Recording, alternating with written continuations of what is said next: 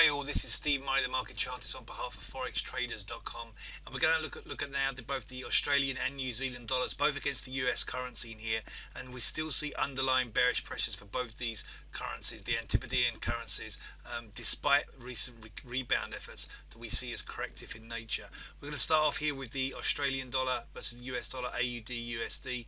The sell-off that we saw through early January wiped out, as you can see, a lot of this support in here from the latter part of Q4, but more importantly also probed down below cycle lows from last year at 69.36 and 68.94.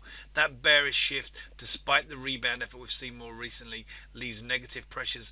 And then on a Wednesday through the FOMC meeting here, the market got a rally and then set back for this shooting star type pattern that aims us back lower into this week. And if we zoom in onto the intraday chart, we see downside risk towards targets at 69.14, but then really risk back to the 68.25 low, and then going out to the bigger picture chart, this whole bigger picture bear trend very much intact, and we're looking for that to re-energize into February, and for Q1 see real potential for lower targets here from 65.00 and 62.81, maybe even as deep into Q1, and certainly into February, maybe as deep as 60.09. So bigger picture bearish pressures intact, and certainly looking for short-term bearish pressures. For the New Zealand dollar, not quite as negative, but we have wiped out support from the Q4 low at 64.27 previously.